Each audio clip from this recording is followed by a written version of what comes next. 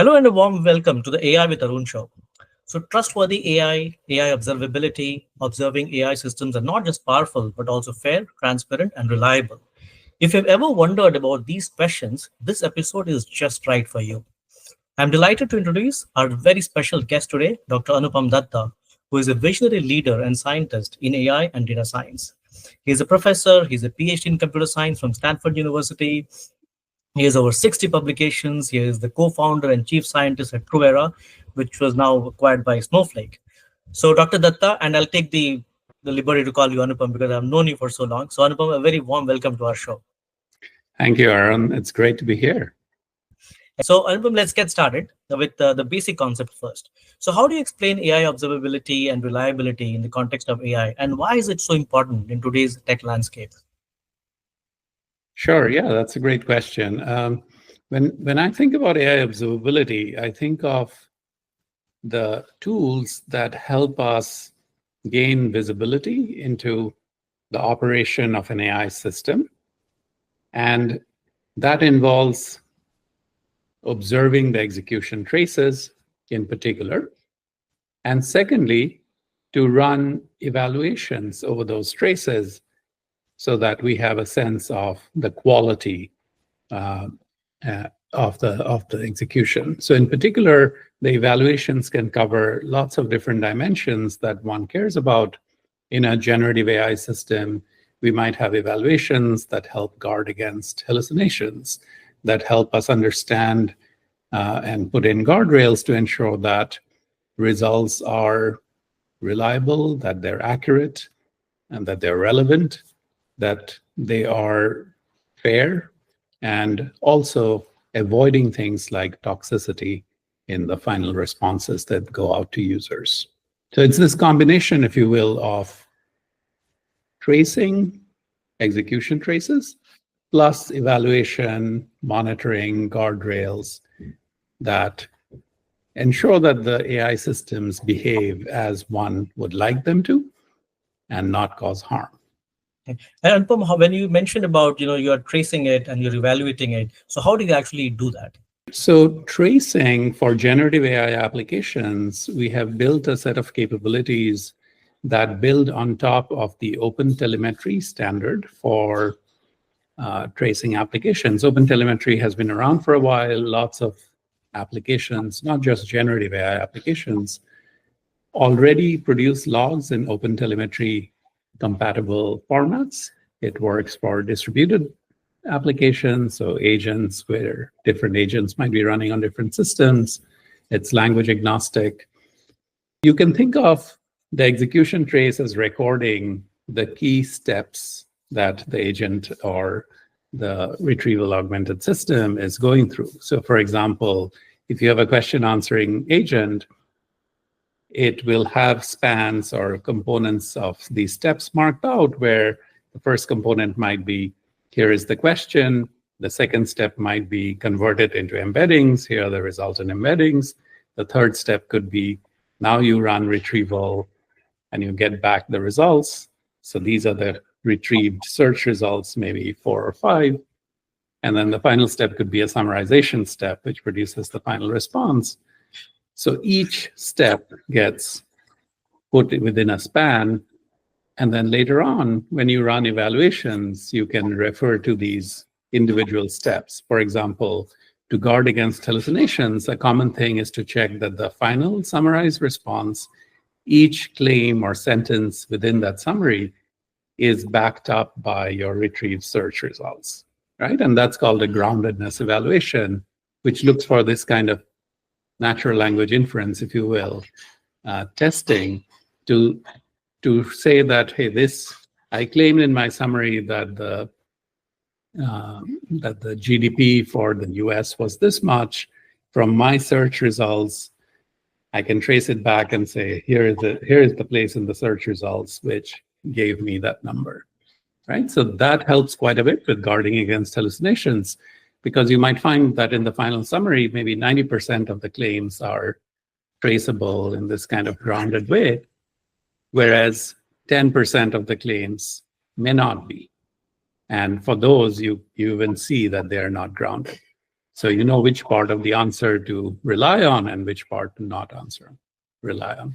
Okay, so Anupam, so that's a great example of, so one of the challenges that users complained in the earlier days was, if I am asking a question and if I ask the same question again, I might get different answers. So if my understanding is right, then does that mean that guardrailing involves that, or I'm tracing confirms that any answer that I'm getting, I mean, while the language by itself may be different, like for example, the use of pronouns or his or things like that, but the general context of the answer is still the same. I think that's generally true. It may not be exactly, because these language models are stochastic models, are probabilistic models. You might get different answers. But what groundedness gives you is traceability. So for example, let's say you ask this question of the GDP of the US, and you got a number in the first time you asked it. The second time you asked it, you get a different number. Then what the groundedness evaluation shows you is it gives you a citation to the source.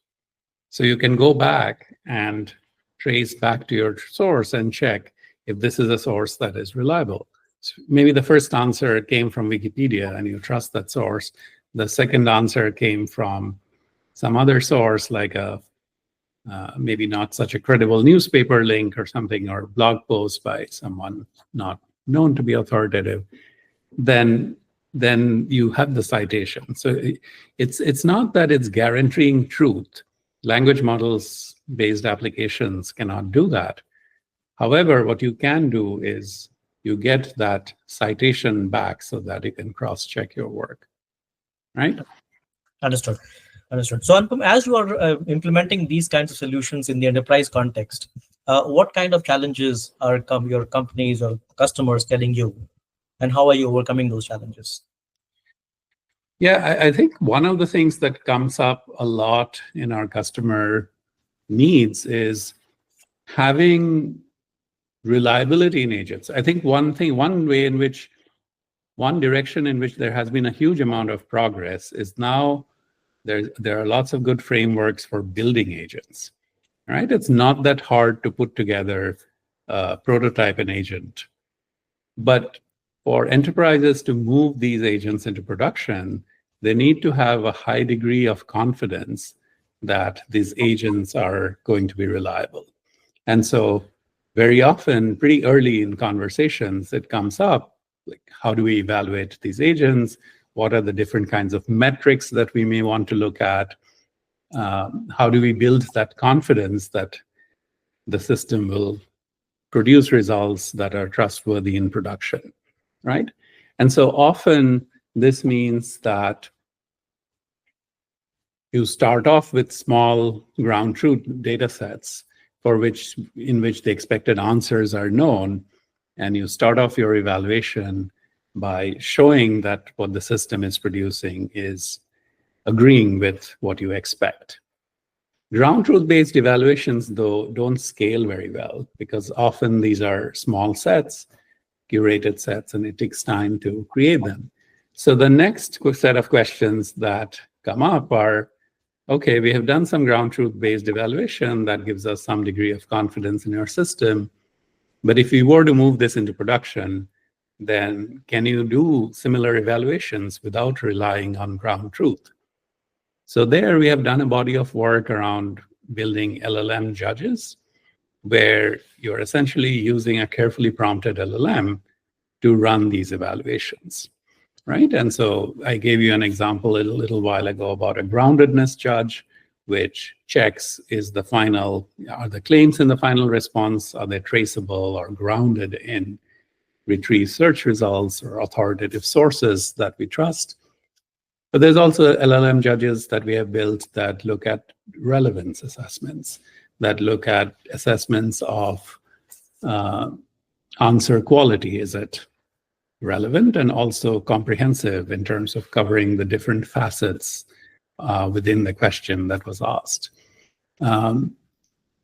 Increasingly, we are also looking at agent evaluations that go beyond just looking at the final response, but also looking at how good is this trajectory, the agent executed. Agents don't just follow like a fixed workflow where they are doing step 1, 2, 3 every time. If it's a complex question, there is an orchestrator that decomposes the question into parts, that uses different tools to find answers to questions. And then when it observes that some aspect of the question has not been answered, it might go out and repeat the search with a more focused prompt. And then that process continues. So as you look at the trajectory, interesting questions come up. Number one is goal completion. Was the task that was originally assigned, was that completed? And it can be a question answering agent, but it can also be an agent that collects a bunch of information and then performs some actions. Number two is how efficient is the trajectory? Along the way, did it do things did it take an efficient path to execute the task, which could have been done in, let's say, 10 steps? Or did it kind of wander around quite a bit, try various things which didn't work, and that ended up taking 20 steps? And because all of these involve calls to LLMs, the cost went up by a factor of 2. So in addition to completion goals, we want to understand the efficiency of the trajectory. We want to understand how along the way individual tool selection was done. Was it done well? Were the right tools called in the right sequence?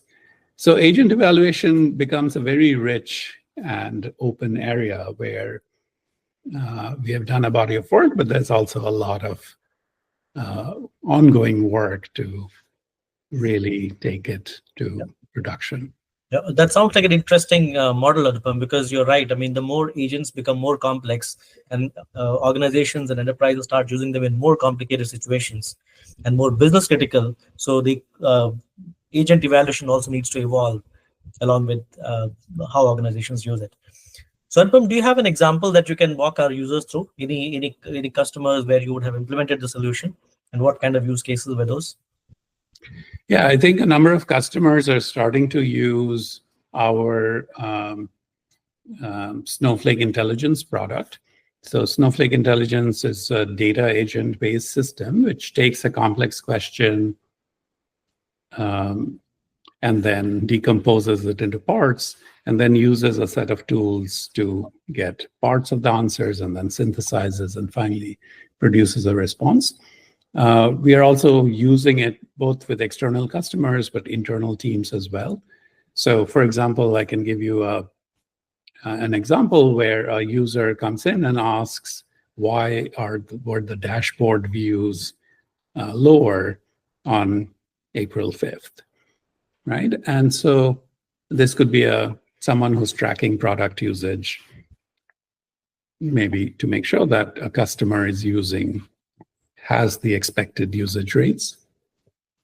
And then what the product will do is the orchestrator decomposes this question and says, okay, let me look around the neighborhood of that date and see if there are some trends, right? So it'll fire off a bunch of SQL queries to see between, say, April 1 or March 15th to April 15th, on each day, what was the product dashboard views?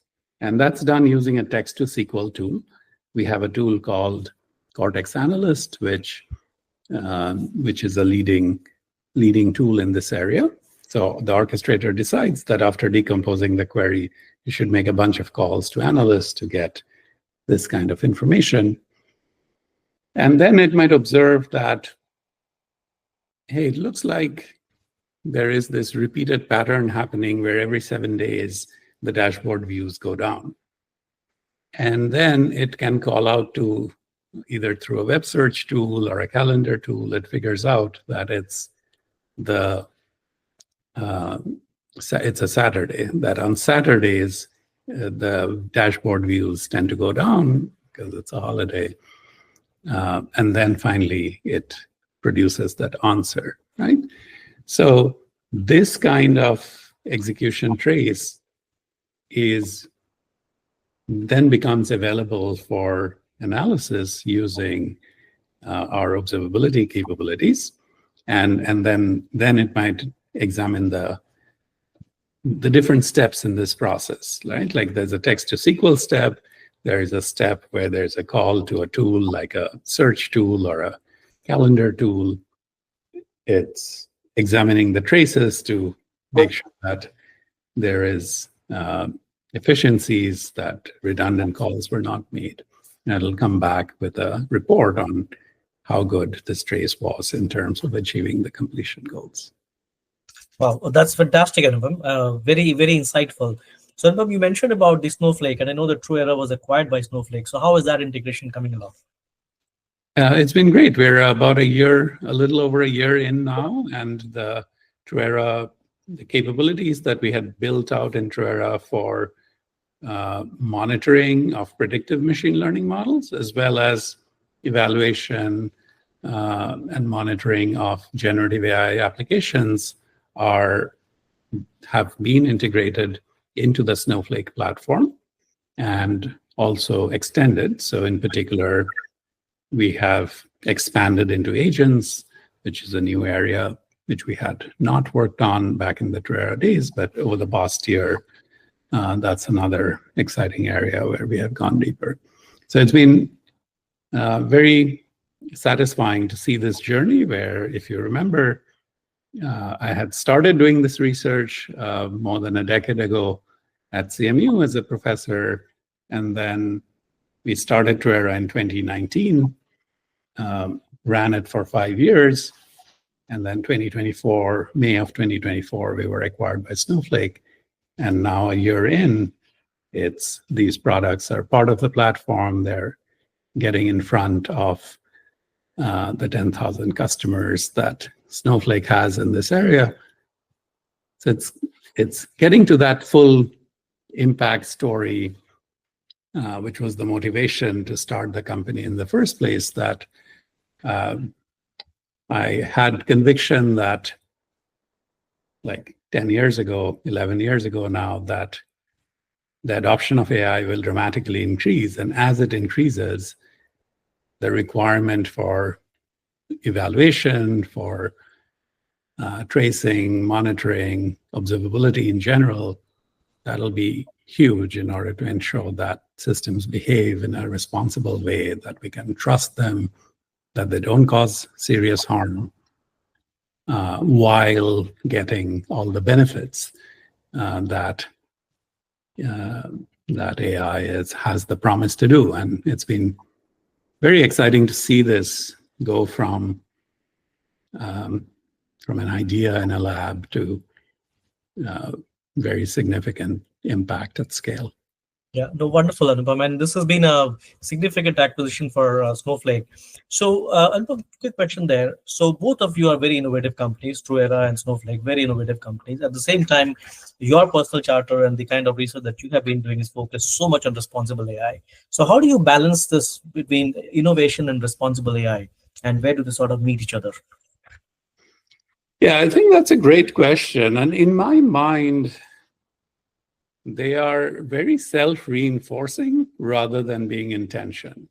And let me elaborate on that. So when you think about how we deliver value from AI in a commercial sense, in a business sense, the value from AI comes when these AI systems can be relied upon to deliver expected results, high quality results, whether it's a question answering system like a retrieval augmented generation or a agentic system that's automating certain kinds of workflow tasks.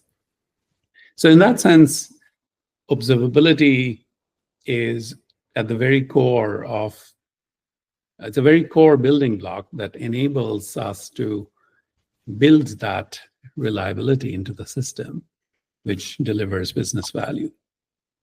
So I think on that side, there is absolutely no tension. It's very self-reinforcing and a big reason why we are seeing adoption at scale. Where might tension arise? Tension might arise if there are additional requirements that go beyond the core, just deliver the highly accurate results. And one example of that is fairness assessments, for example, right? So In certain sectors like banking, for example, employment, there are regulations and policies that require that systems be tested to ensure that certain kinds of fairness expectations are being met, that there are not big disparities, let's say, between hiring rates of men versus women. And if there are disparities, there is good understanding that there is a justified reason for the difference. Or in the case of loans, credit-related decisions, similarly, that either disparities don't exist, or if they do, there is a justification, an explanation for why the difference arises. So that does require that systems be evaluated, monitored, and then sometimes even adjusted. And in some cases, that might result in a slight lowering of accuracy in order to ensure that fairness-related constraints are met. I think that's an area where societal norms have to get respected, and the right kind of incentive structure has to be in place for systems like corporations to also make the right calls.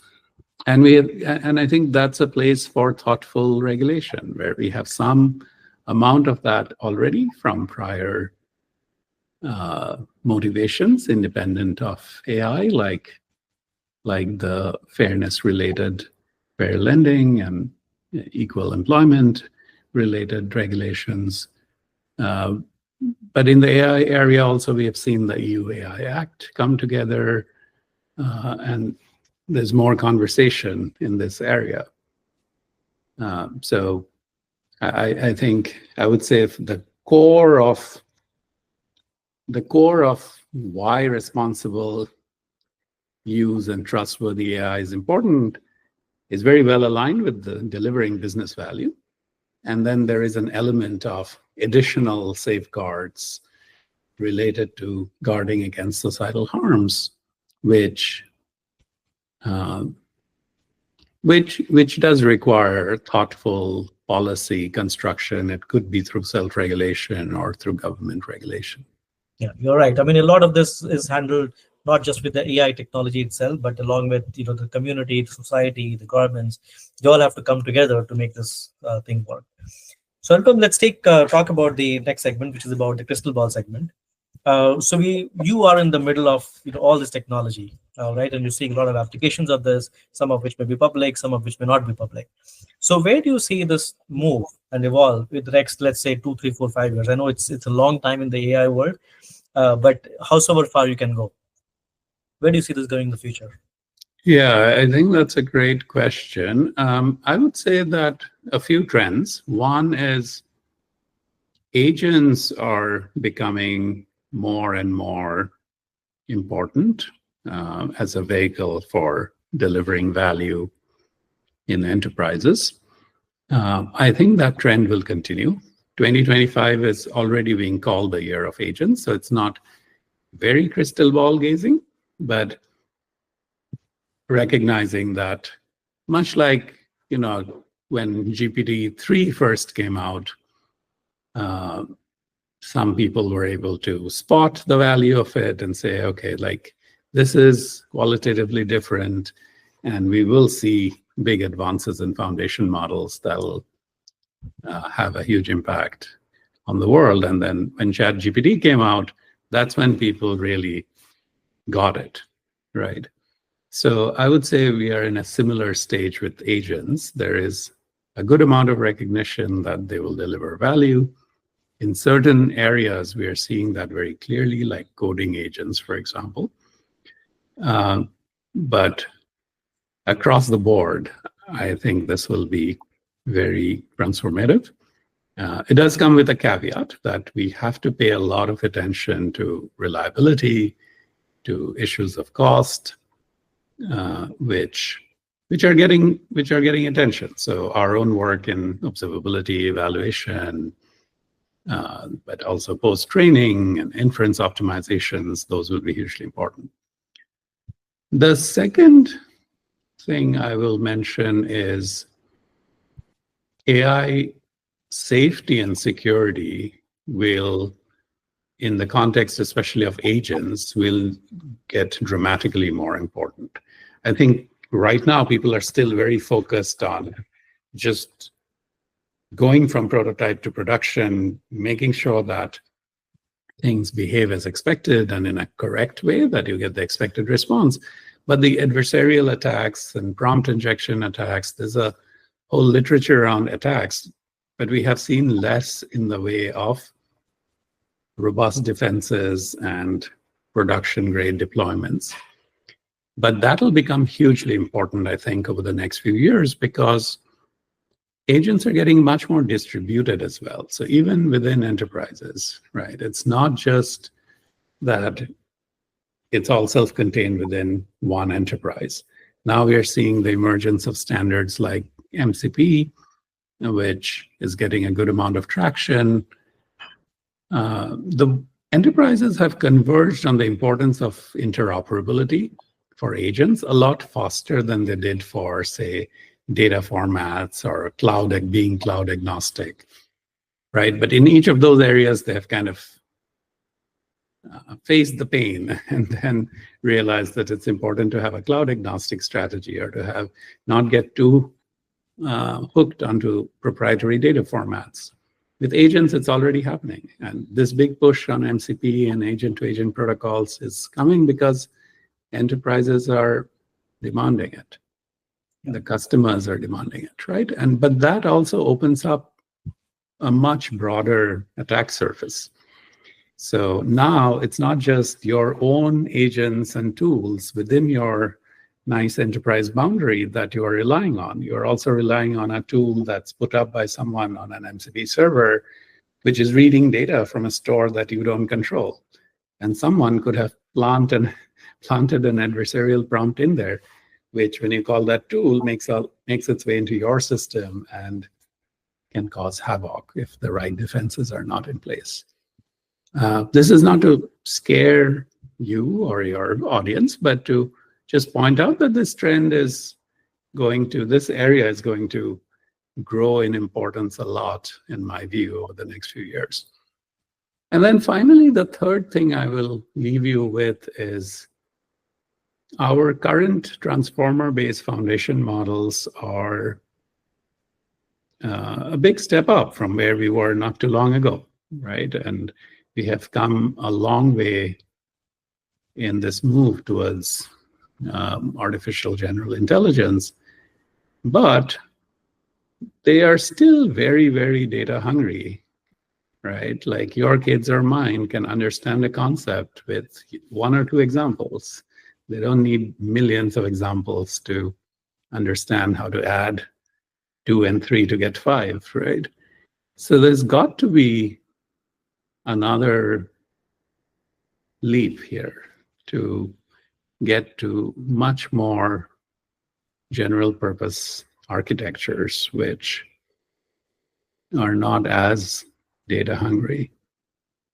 So that would be my thought, that in the next 5 years, we will see another line of foundation models emerge, which are equally capable or more in terms of quality of output, but the training, the data complexity and compute complexity of training goes down dramatically. Yeah, that's an interesting area, Anupam, and I'm sure this would probably give an idea, if people are not already working on it, to think about how and what should they be doing to reduce the societal impact, the data compute impact, and the green impact, sort of, right, of training.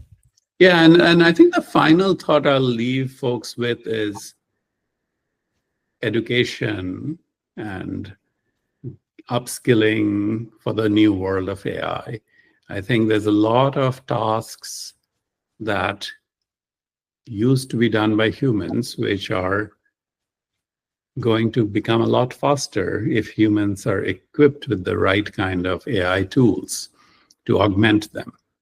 And certain things will get fully automated, true, but there's also a lot where the impact of AI won't necessarily be that the job goes away, but that the way you do your job changes, that you get a lot more augmented by these AI systems, like coding agents, for example, for engineers in particular.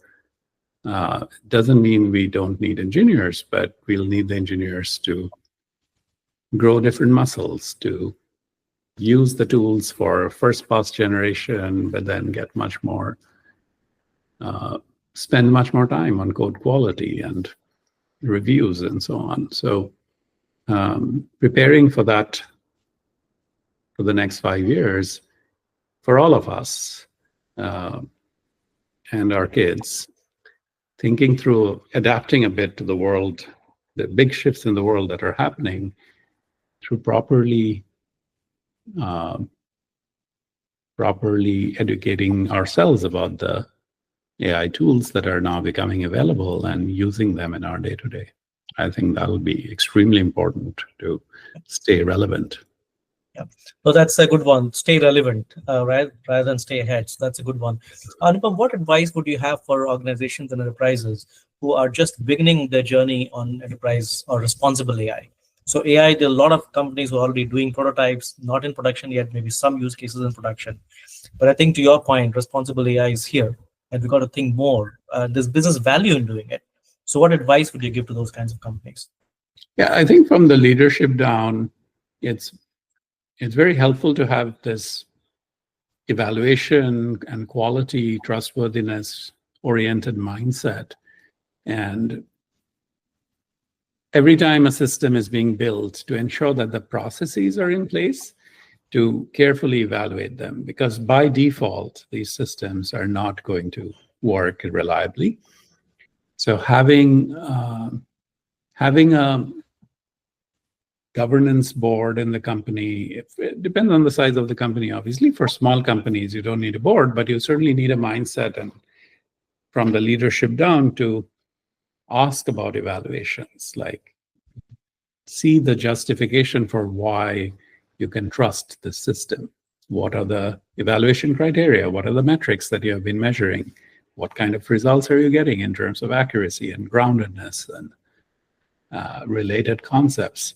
I think that is the number one thing, to just move towards this mindset, much like we did in the software engineering world, right? In the beginning, software engineering in industry was fairly ad hoc, and over time, it became a very rigorous software development lifecycle with a good amount of testing and CI/CD pipelines and so on in place to ensure that the quality of the software is maintained.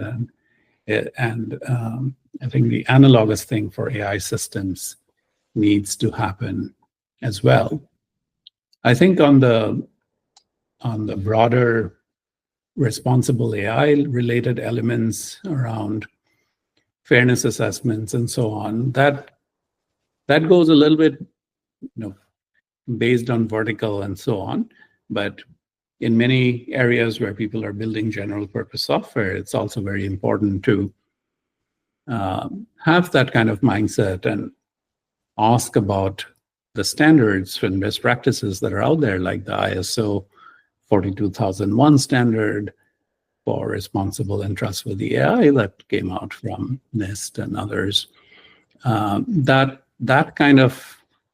That's the additional element. So there's the operational elements, if you will, of product and engineering, making sure there's good evaluation and testing harnesses for products, and then having a bit of that governance board that keeps an eye on standards that are coming out.